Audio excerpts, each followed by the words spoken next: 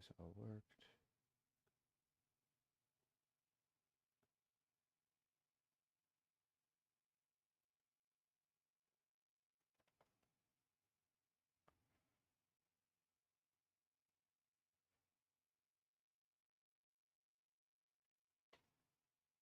First time I did this, it looked so pretty.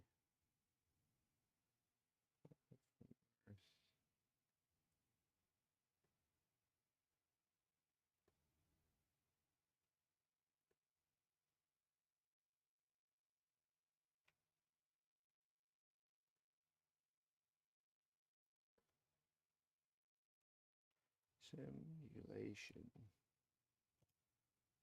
and universe ball 4.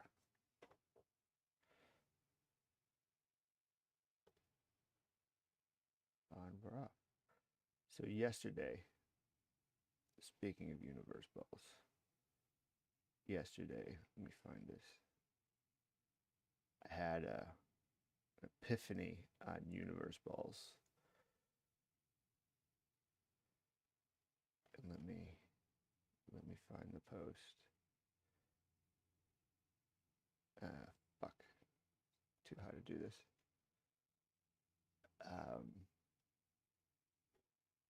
No. No. We're gonna get into the intro. I'm gonna do this, but this is something that I thought was funny. It wasn't really haha funny, more like, hey, it's like true. By the way, T's and P's for everybody in the hurricane stuff. Everybody, hope everybody got out okay. All right, so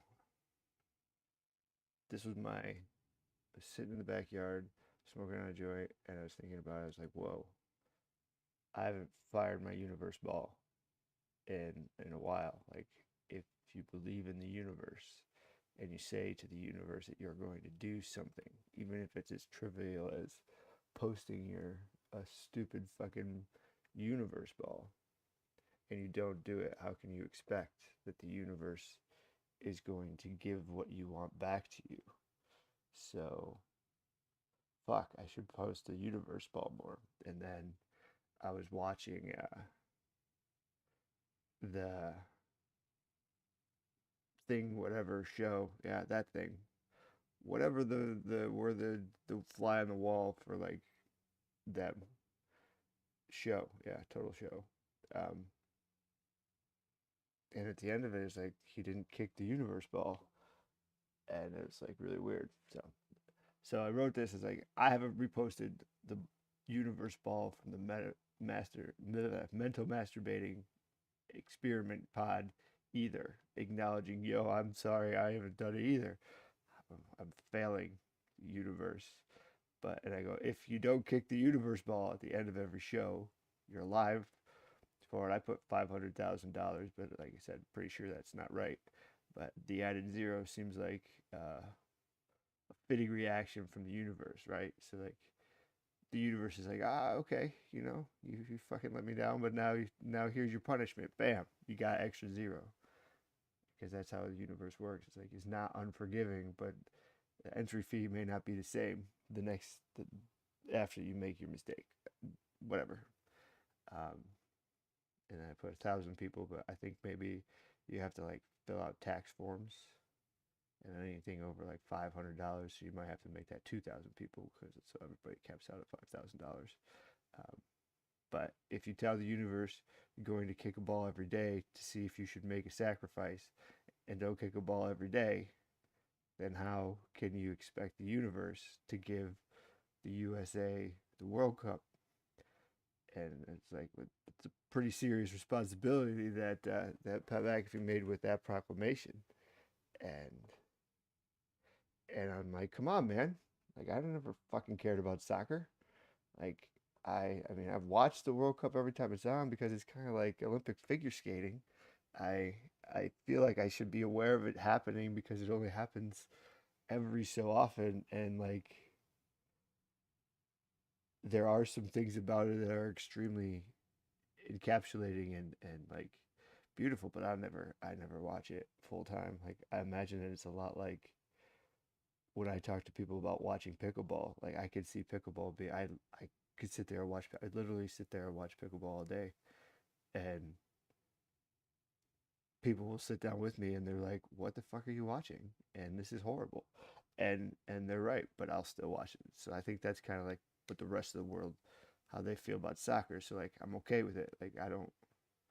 But if you're gonna get me invested, like I wasn't invested before you guys all decided that we're gonna be invested in this shit, and now we're like all on board, and you're like the in this.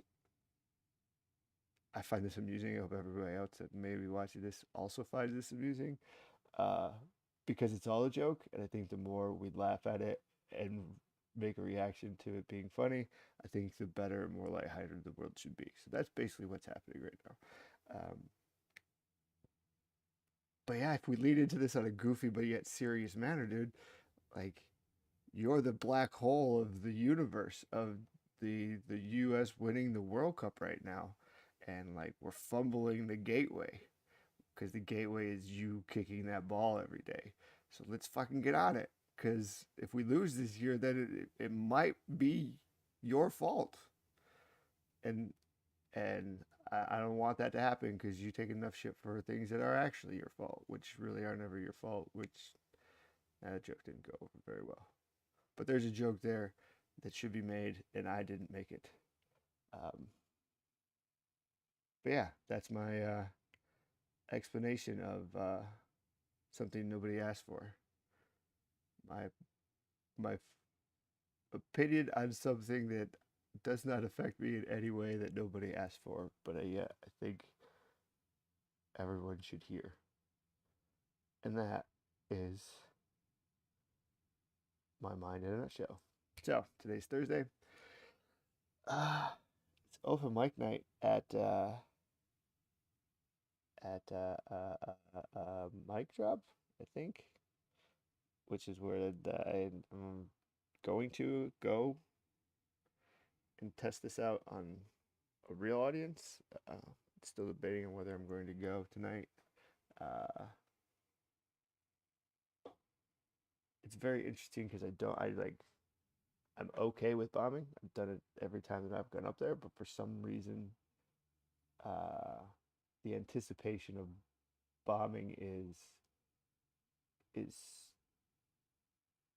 tough to understand. So I kind of don't want to.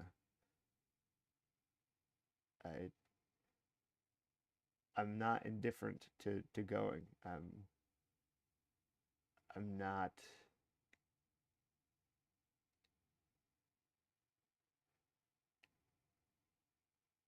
I'm not okay with the outcome not being good because I wanted to say I was anxious. I wanted to say that I was scared, but I'm not any of those things. Um,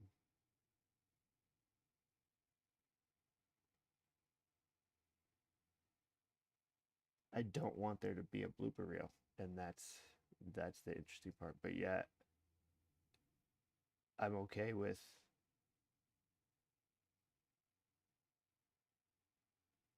literally getting on camera for an hour and putting it on the internet that I am a psychopath.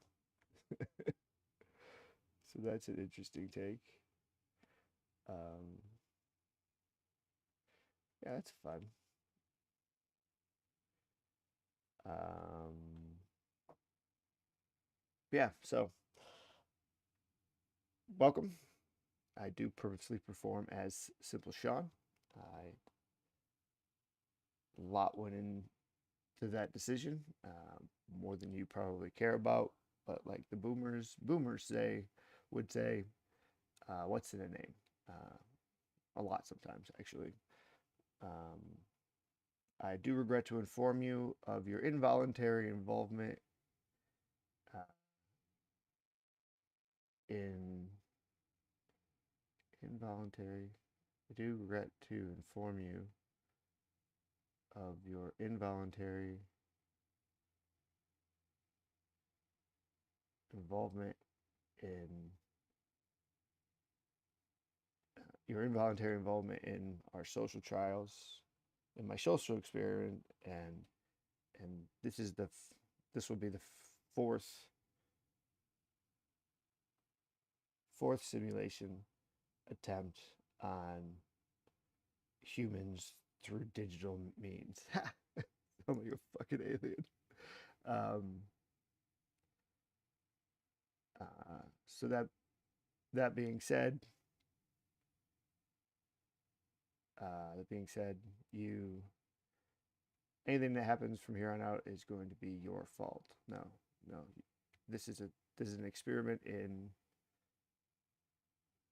this is an experiment in accountability. So, uh, just an FYI, anything that happens from here on out is your fault. Uh, or more precise terms, if you're having a bad time, it's because you made a bad decision. So make better decisions. Or more directly, choose to have fun. That doesn't punch right.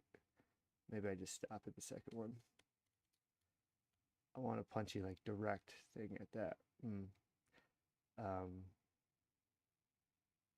if you're having a bad time, make better choices.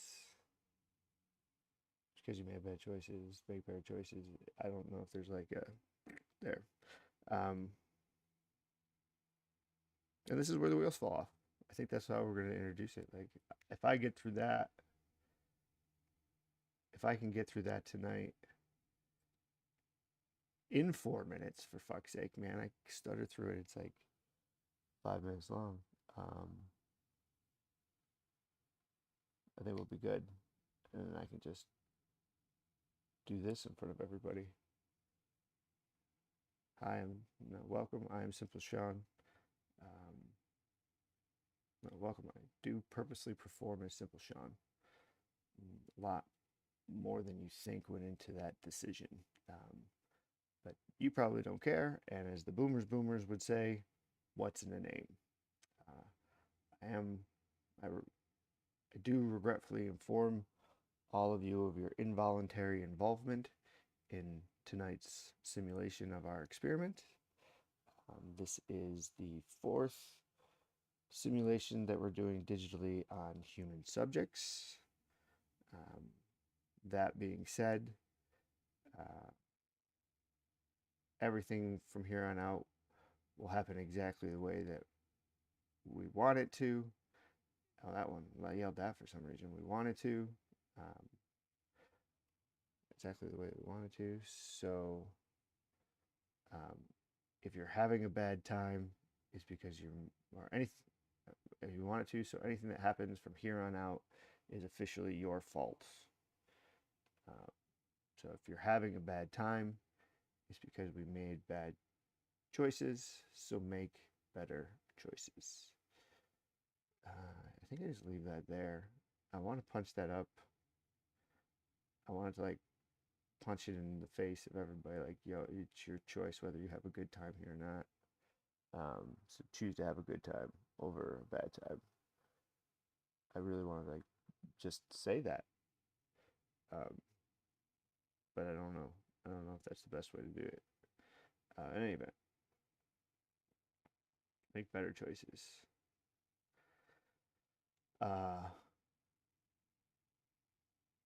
But I think it'll all be okay. I think it'll all be okay because I talked to God and He said, "You all, yeah, I think we do that there. Still doing that there. Yeah, I think we do. That's the yeah."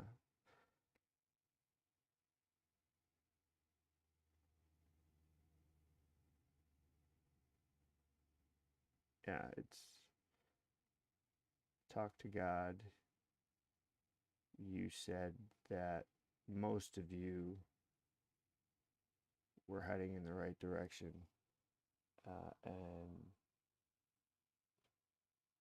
we should be good, but the rest of you are just all fucking crazy. No, you're all fucking insane. yeah, most most of you have a good understanding of where we're going, and we'll make sure we'll know where we're going, so we should be okay. But the rest of you are fucking insane. Um, so that being said, uh, I am not. That being said, I am not the ones. I'm not one of the ones that have a good understanding of where we're going. I hope. Um, so we're doing. God and I are doing an experiment of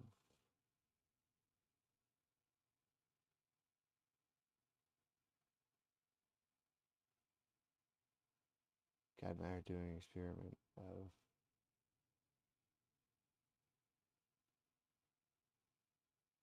of proving God exists through science. God and I are doing an experiment. Like,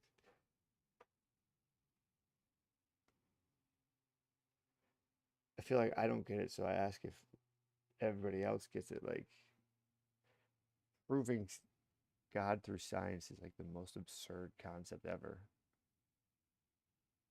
But if you like walk yourself through it the entire way, like it's the perfect solution to all of the problems to prove to everybody that like the the way God works is it's just the sum of your influences, and they're just people. And the experiment is that instead of talking to, if I remove the ether from the pathway, are we still able to, the the influence is still the same, only it's more abrupt. Like,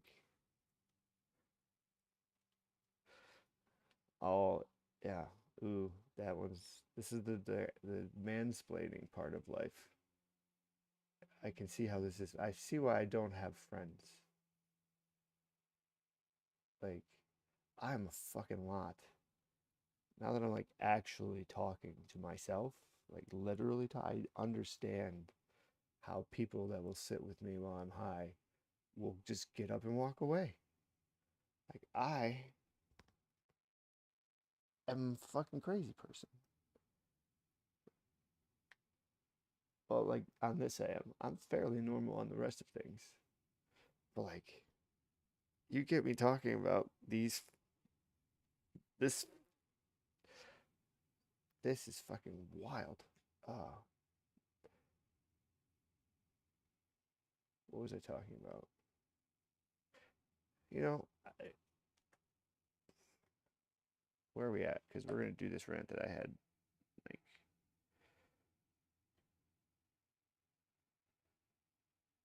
oh no.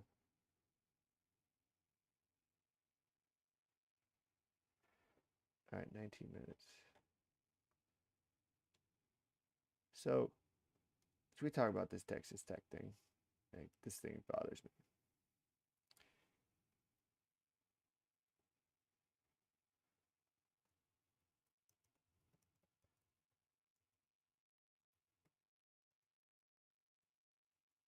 All right, Cody's not the man.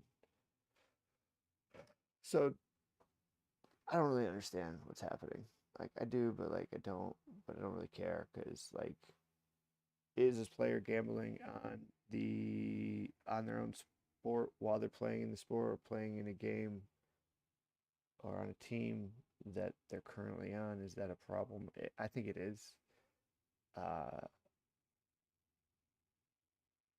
why do I think it's a problem? For the same reason that people aren't okay with God being a person. Fuck.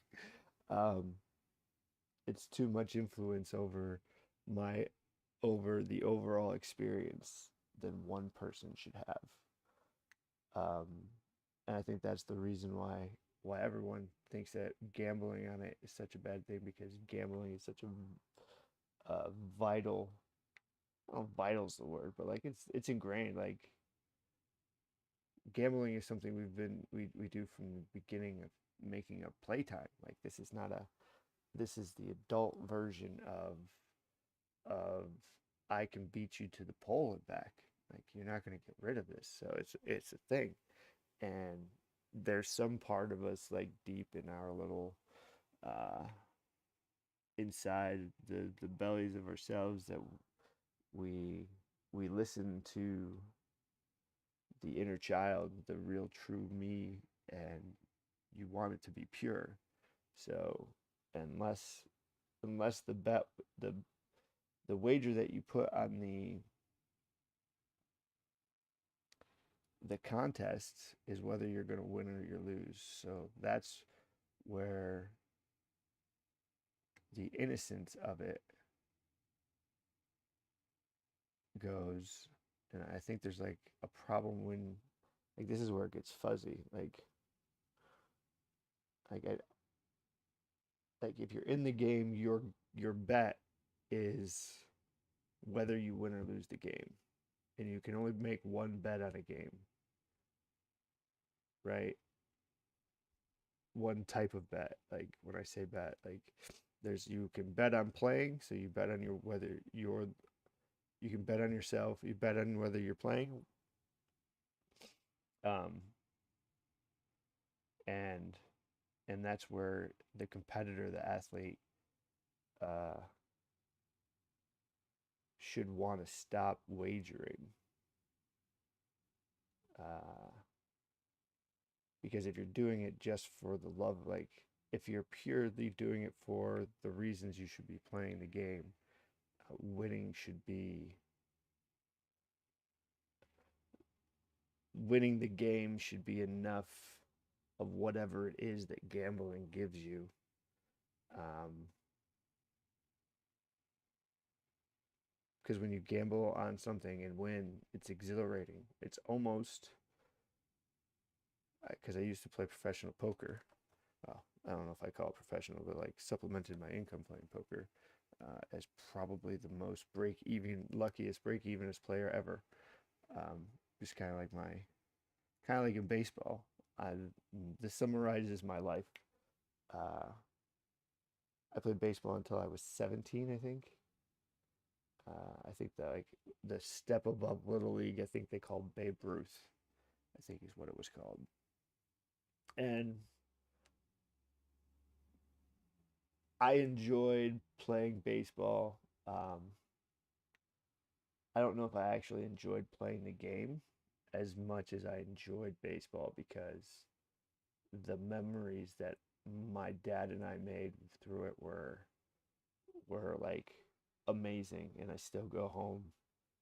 Like my dad was my coach, and so we as soon as my dad became a coach, my dad looked at the little league field and was like, "Fuck no, we're not. I'm not playing here. Fuck that."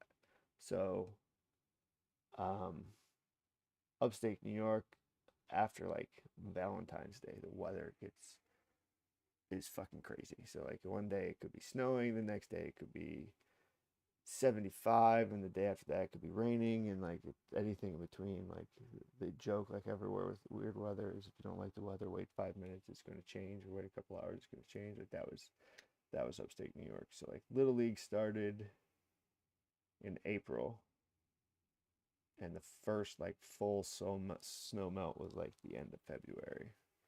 So as soon as the fucking end of February came, we lived uh, maybe a half a mile, because like I grew up in a little itty bitty baby town, so I don't even know if the blocks were like a mile, but like we weren't far, and we drove our little fucking tractor and carried rakes and shit and fucking redid the field so it was like an actual baseball field. And I hated every fucking minute of it. And still to this day hate the fact that I had to do it. It's fucking annoying. But it was great because like we built that, and then after, I don't know if it was the first or second year, I think the guy's name was Gordy Simons. Oh, it's a little fucking roly poly of an Irishman. Uh, Fucking nice guy. I think he was like a lumberjack or something. He was he was a dude. And his son got onto our team, and the concession stand was like, mm, I believe that if they tried to make this structure today, that it would pass any regulations, and you may actually get sued for like child endangerment or something if you try to put it on a lily field. That's basically what this pod was. So my dad is an engineer. So after the season ended in like June or something, we usually had. I guess we made it through like July.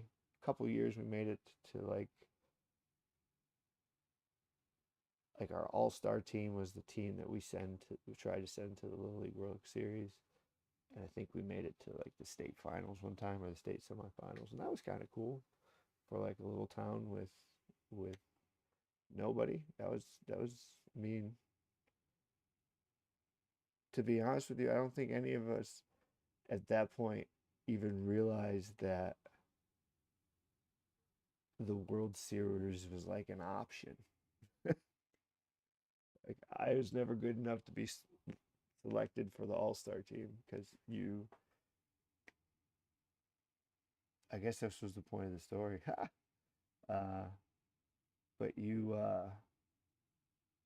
pick your best hitters, and like I baseball and I played from T-ball, so wee little guy to like I said Babe Ruth, and I think my batting average was like a 186, like something stupid low. No errors. Second or third most runs scored. Yeah, this is where it gets wild. And most stolen bases in a season was my last claim to fame in Babe Ruth. And before I got fat and stopped caring, before I said yes to can you sit still enough to become an ample baby, I can, I am, and I have. Um, I was a pretty athletic dude, and I knew I couldn't hit the ball, but I also knew the pitches were wild enough that I could get hit by the ball, or I could just sit there and walk because I wasn't ever going to swing. You're going to have to throw 3 strikes. We're gonna, and at that like pitchers were trying new things, and it wasn't really. You could do it more often than not. Get on base by just not doing anything. Um, so I got on base a lot. I stole a lot of bases. Like usually, if I got on base in 2 pitches, I was on third base. And anything, if you were going to throw anything that resembled something that wasn't going to be caught cleaning, I was going to steal home. And that's just how I rolled. Um, and I was not good at anything. I just understood that I don't have to beat the throw because the throw is going to probably be bad.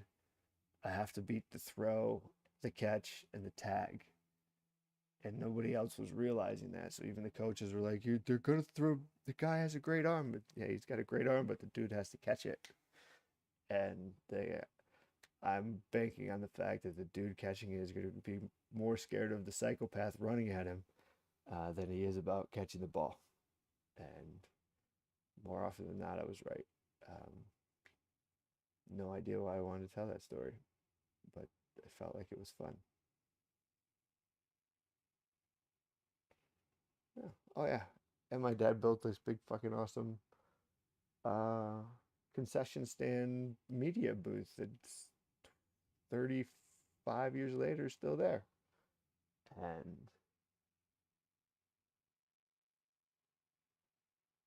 And that's cool. And I was involved in that, and my dad was involved with that, so that's awesome. It'll be sad when that goes. But Yeah, no idea why that story is relevant to anything right now.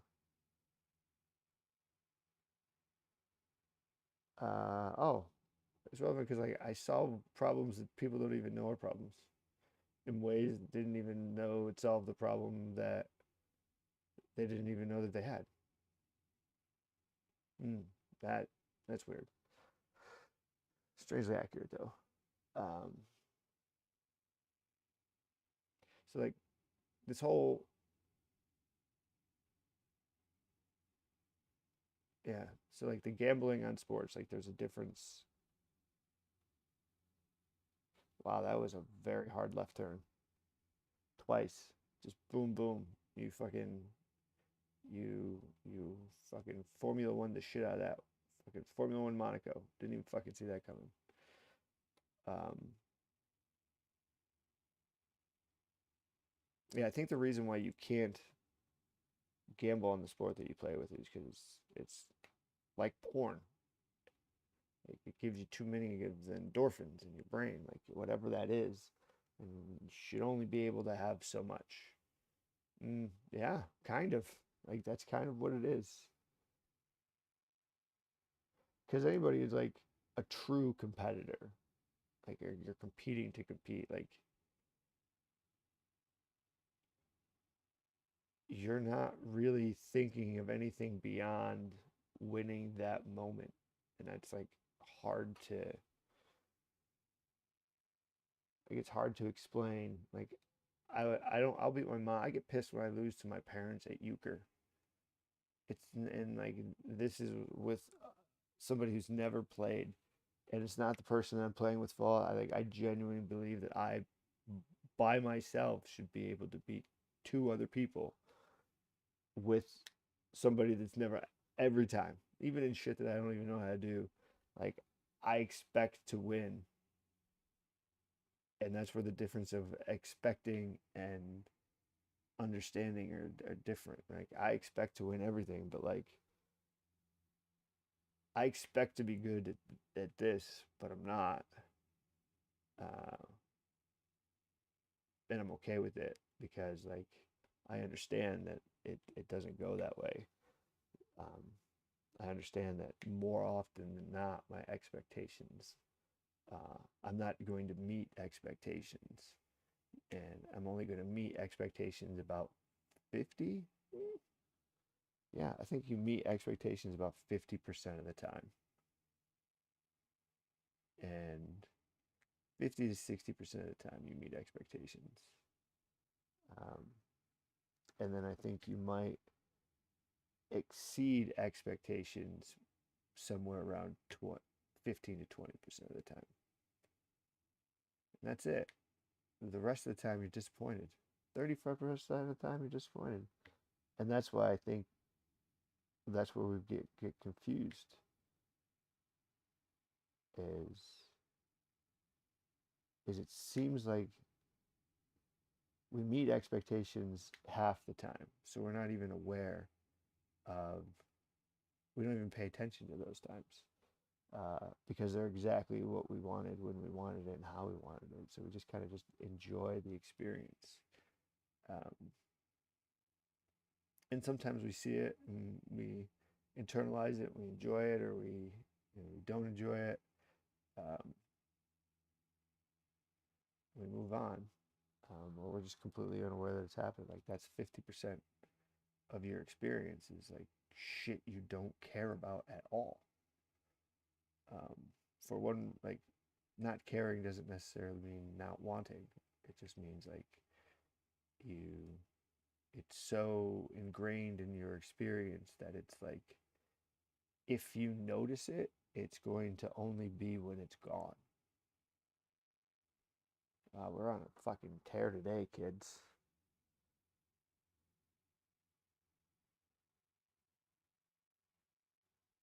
I fucking overslept this morning, and it's fucking crazy nonsense. Um,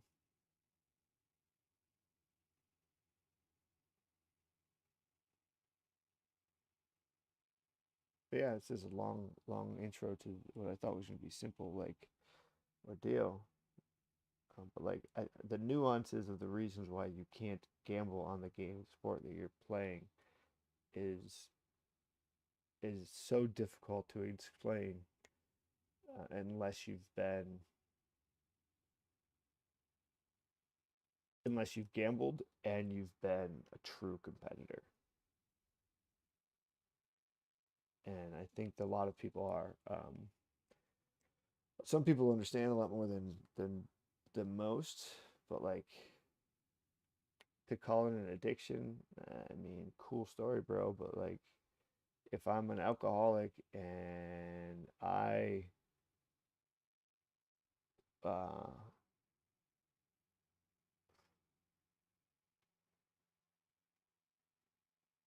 I drive to work drunk and the police officer pulls me over, like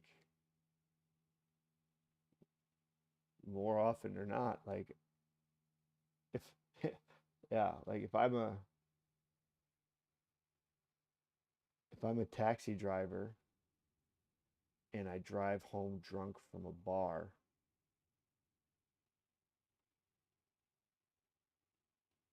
and get caught and get a DUI, um, I'm an alcoholic, but I still lose my job because I got a DUI, right? Um, you can't be a taxi driver and have a DUI. That's just fucking, you can't do it. So like you lose your job. Now, thankfully, like you lose your job when you like gambling is getting a DUI is this the player equivalent of getting a DUI to a person.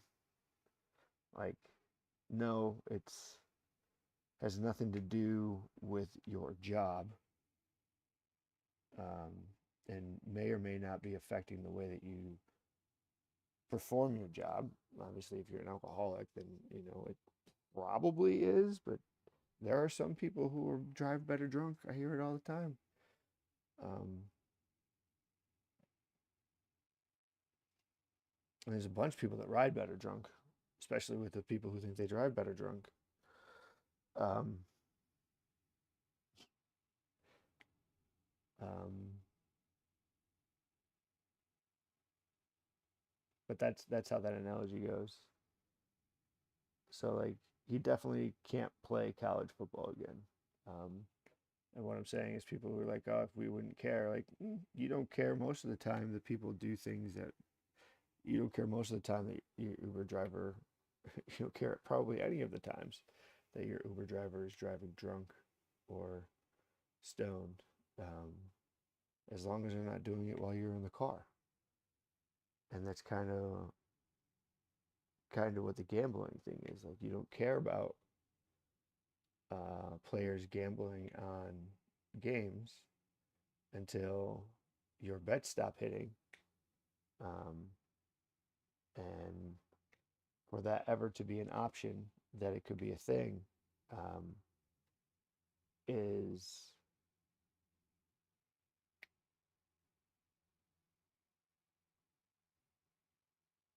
it's kind of like it's the nuclear weapon of it's mutual destruction. There you go.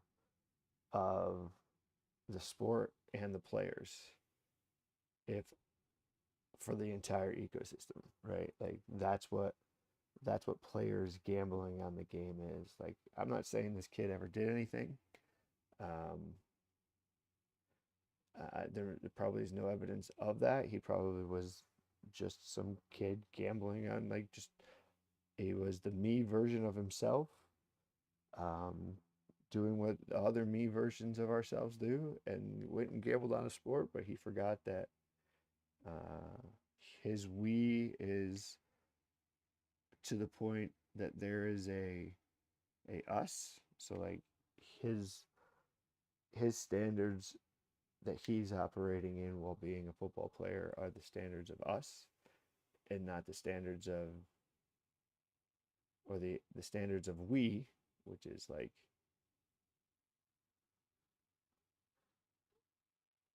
you are part of something, but whether you're a part of it doesn't make a huge difference is kind of we. Like you have a very small influence on it, but it has a large influence over a large.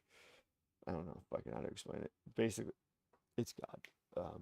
That's what we are. But you're operating as us inside of we, and the standards of we are far more rigid.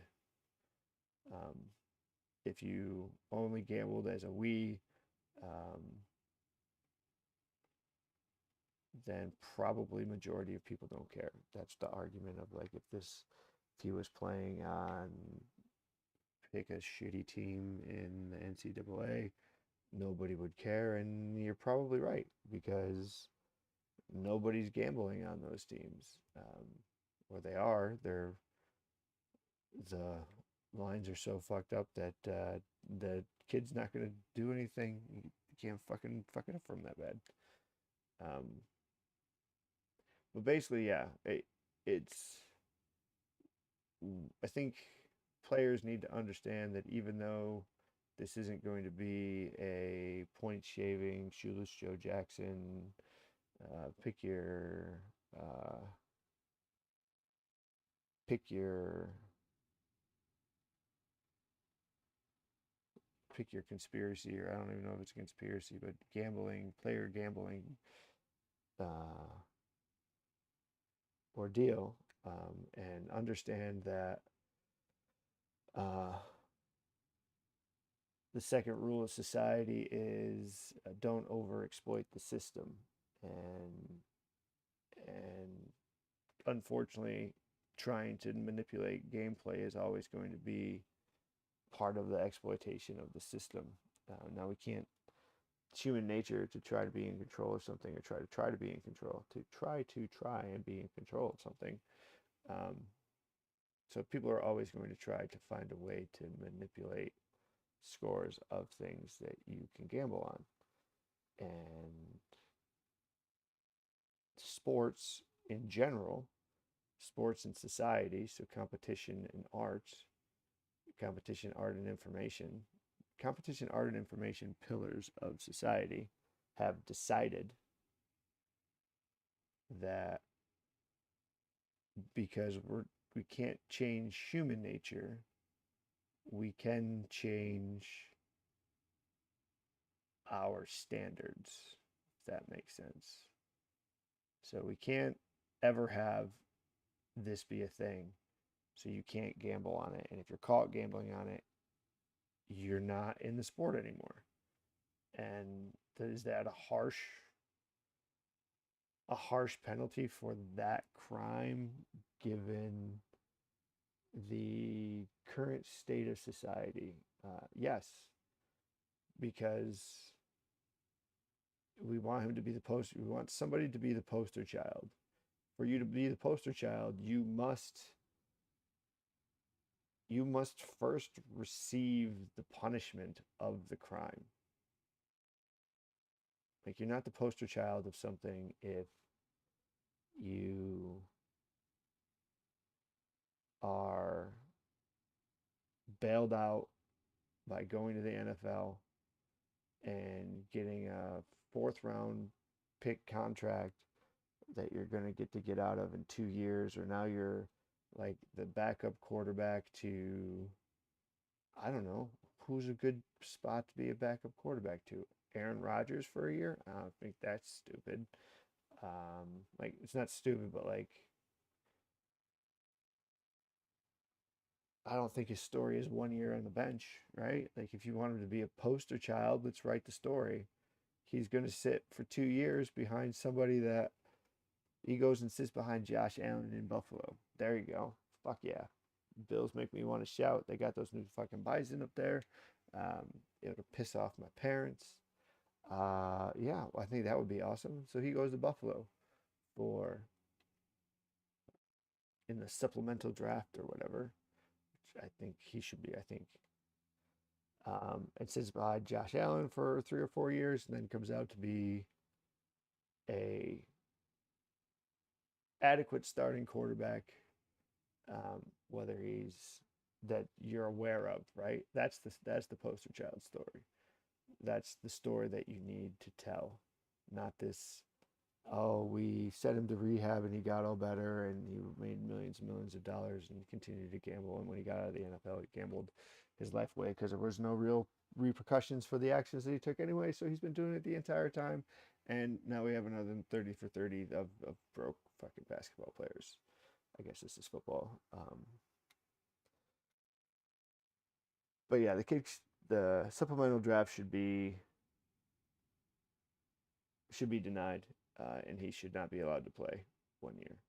Is my opinion of the matter. No, I don't think the kid's career should be over, but you can't just be like, oh no, we complained about it when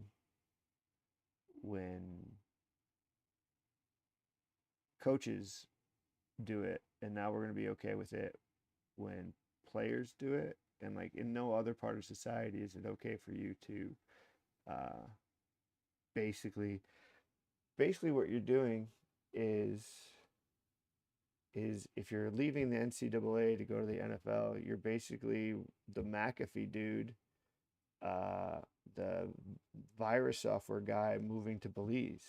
Like you just ran away. You didn't have any. You weren't punished at all. Like that's, and I think that's the part of this whole ordeal that is interesting. But like, so you can't gamble on sports because it's like the government didn't say that you can't do it, but like the art, the information, and the competition part of society, the other three parts say you can't.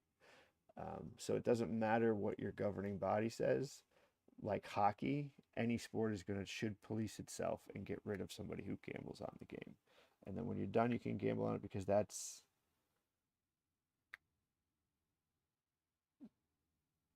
the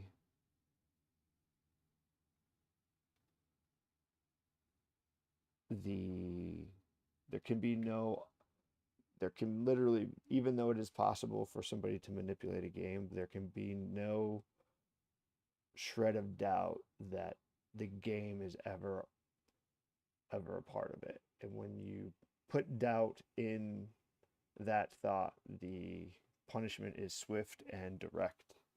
And that's why it should be a ban. You can't play NCAA football anymore. And the NFL shouldn't be a safe haven for people running from NCAA penalties. So I think he sits the year and has to wait for the 2027 draft and do that. Or I mean, I don't know how it works, right? Like, what if he just fucking? Why do you got to do a draft? Why can't he just be a free agent? Like, what is an unfucking restricted free agent? And why don't we just do that? Is supplemental draft just like get us over the home stretch between now and kickoff so we have something to talk about? I mean, well played, Jerry Jones. If that's the case, but yeah, why don't you just fucking go to whatever team you want to? It seemed like it'd be a great deal. But with this whole ordeal, like Cody Campbell kind of doesn't really seem like he should be the face of like fixing the NFL or NCAA. Um, and also kind of shows that you don't really need Congress to fix your problems. And you don't need fucking. You almost don't need uh, lawyers. You just need a group of people that are willing to like do something to be like, yeah, you guys can play Texas Tech all you want to, but like that shit's not going to count for anything. So play your games. We'll take TV money or whatever, but like if you win them all, like we're not going to let you be our champion. So good luck. And then they all looked at it like, well, what? We can't play. We're not going to be. Well, then fuck it, kid. You can't play anymore. Like shows the loyalty of the NL people to their players. Maybe that's not true. That's not true. But like this whole running to Congress to fix the NCAA is wild because I think the reference was made towards Saban about like, yeah, you didn't say anything when you're making your $6 million a year, but now that it's making your life inconvenient, then we should have guardrails on it. Uh, and I think if you want guardrails on it, kids, you put it on there yourself. Like NIL money is just like sport, like players gambling on sports. Like the people who provide the NIL money, they know how deep their pockets are. Like fuck that. If they want to pay all of them, like good on you. Like if they're paying players that much, then why do we need to be paying so much for tickets and advertising? Like fuck, the players are making all the money. Like you should work the ecosystem out where like the league gets some of that because uh, that's kind of the way. I don't know. That's an economic system that we'll go over later. That's definitely one that I have worked out. But like,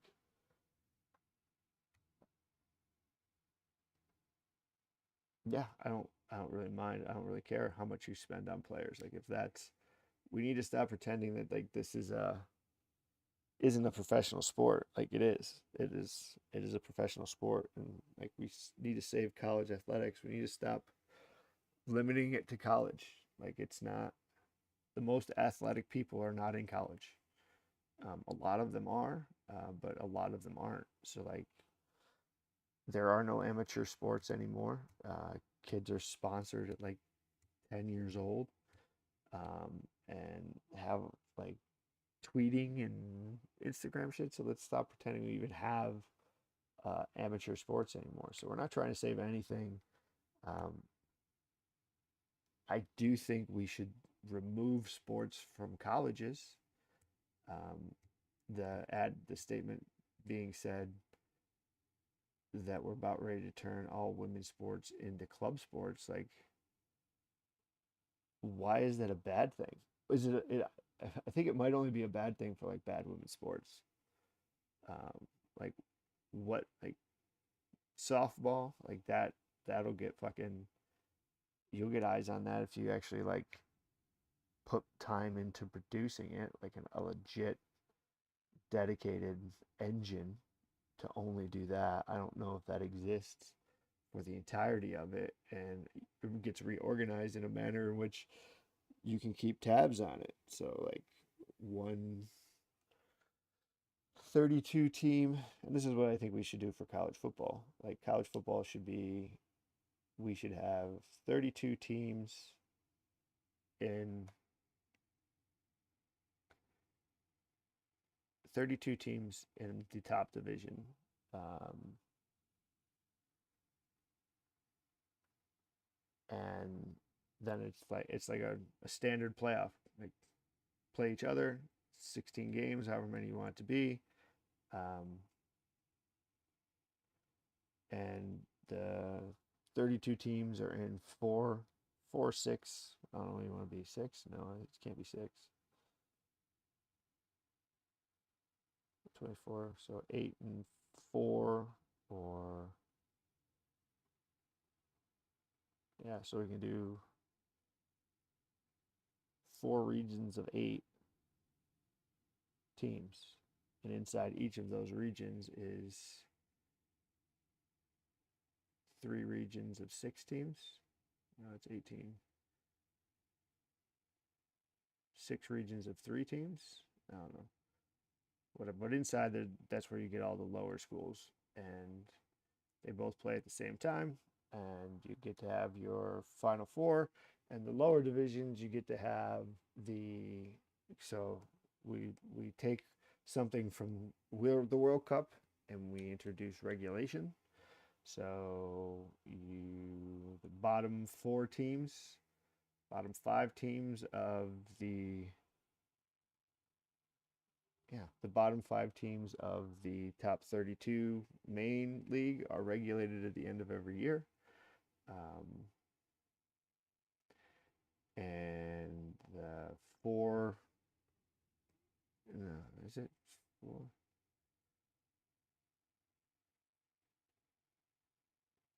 No, the bottom 2 teams, yeah, the bottom 2 teams from each of the 4 divisions. So it's 4 regions of 8.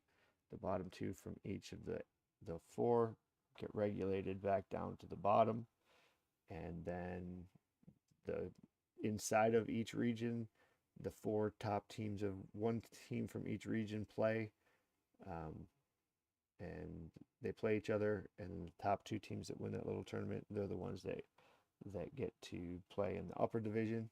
So we've got solved all your TV problems. You have all these fucking bowl games that you need.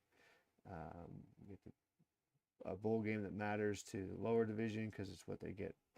They get moved up into the upper division for the following year, so it helps with recruiting and all sorts of other shit. And you keep the shitty teams out of the good region, right? Go fucking Europe. You figured that shit out.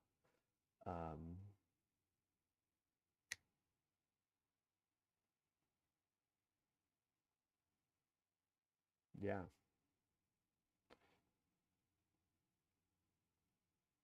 So like that's how you fix sports. It's not what we asked. None of this is funny. Like none of this is the jokes. I mean, all of it's funny. Let me phrase it. Like I think this is hilarious that we're spending so much fucking time doing this. Like make a fucking super division. 32 teams. It's a perfect number. Like one team is 3%. That's what you should be. So 32 teams. That 3% is as close to the top as you can get, right? Like that's what you're looking for. So 32 teams, and you get that. So your program sucks one year, and then they get regulated, and then they gotta get better the next year. Like the cream will rise to the top. The best cultures, the best programs will, and then fucking spend as much money as you want. Like you're not. You want to buy the best team, then do that. But if you don't, then it's not the government's job to put guardrails on the shit for you. If you can't fucking budget your own system, then your system kind of deserves to fucking explode and pop or implode. Like you need to be able to understand what's going on. And like with the kid gambling, like it proved that you don't need the NCAA to like make this shit work. You just need people to be like, you can't pay players this much anymore, and and if we find out about it, like this is you get kicked out, like you do. That player has to go, or you're forfeiting all the future games. Like I think that's the only way you can do it. Like you can't go in the past. Like if you got away with it, like good on you. It's on us, I guess. We gotta find a better way. But like, and NAL people don't have to pay that much money. Like just because you can, doesn't mean you should. And maybe the NIL people, if everybody really thinks that this thing needs guardrails, maybe the NIL donors themselves should take some responsibility and understand that whatever happens after you provide this money is kind of your fault. And if you think that it's a problem and you continue doing it, you're simply just living in the reality that you're creating, because reality is simply the observation of problems that you are not prepared and or willing to solve. And that's reality. So like,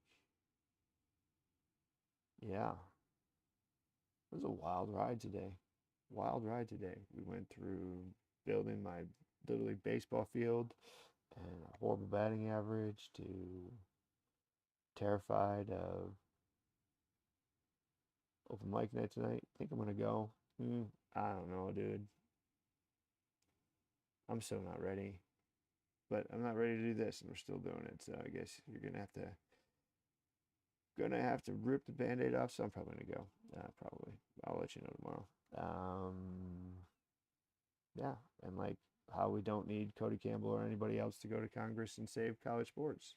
What we do need to do is we do need to remove college sports from it and make it its own entity. If colleges say that it's a revenue generator, then they can be the partner, not the papa, I guess. The partner, not the papa.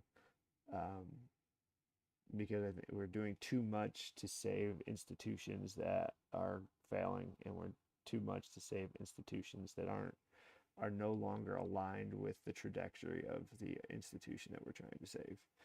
Uh, College sports is well beyond the education system. Um, you don't even get the best college players. Like, I firmly believe that, especially in women's athletics, there are many women who aren't going to college. Definitely in men's athletics that aren't going to college. And if we're going to pay this kind of money to people going to college for somebody, why don't we give it? Why don't we have? Here we go. Why isn't there an equal opportunity for somebody to play? And you can say that there is, but like, if I have no interest or desire or willingness or skill set to go to school, um, college is not an avenue that I'm going to pursue. So the opportunity is not equal. Um, there's no there's no avenue for somebody to do that and be in college sports, right? So why don't we use that as an I mean, let's exploit the system for what it is, right? If you really wanted to do this, like, we're going to take over college sports and make it a club sport, because then college can sponsor it, so they can send their athletes into it to get whatever they want to. Like, you're not discriminated from anything. We're not excluding anybody, but like, somebody like the kid. I'm not a good scout of talent, but I know somebody who's an athletic person. Like, I used to be athletic. I played with athletic people. Like, I can see somebody who's like got something worth working with. And there's some kids that are like, yeah, I made a mistake and got in trouble or got a girl pregnant or whatever and ended up staying at home, but like, they're fucking great athletes. Like, if you don't gotta go to school, and it is a semi, like, let's fix semi-professional sports, or let's invent semi-professional sports. Like, let's actually make, if you want to fix the NCAA in college sports, you don't fix it by remaking, by keeping the institution. You fix it by stop calling it college athletics, because it's not an amateur system. And like, let's talk it semi-professional. Like, these are the people who for some reason or another are not able to dedicate, they either are willing and able to dedicate their resources to be that, or they're not willing to dedicate it to play it at the top level. um, and it's an easy thing. I think you work it the same way. It isn't necessarily the minor leagues of the NFL anymore, but like, I think you treat it like Major League Baseball's farm system. Like, why not? And you don't have to, like, you say the culture goes or whatever. Like, why wouldn't the college want to own this business, right? Or why wouldn't the state, if it's a state college, why wouldn't the state want to own the semi-pro team if it's so profitable? Like, it doesn't.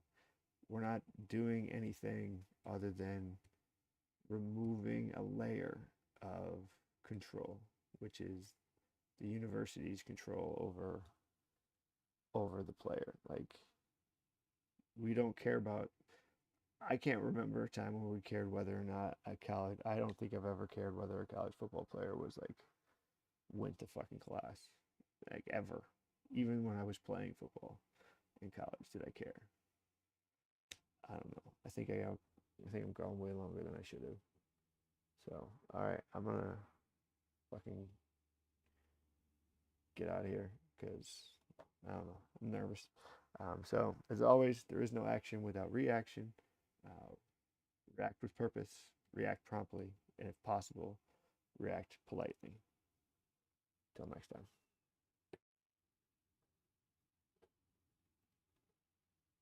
Maybe.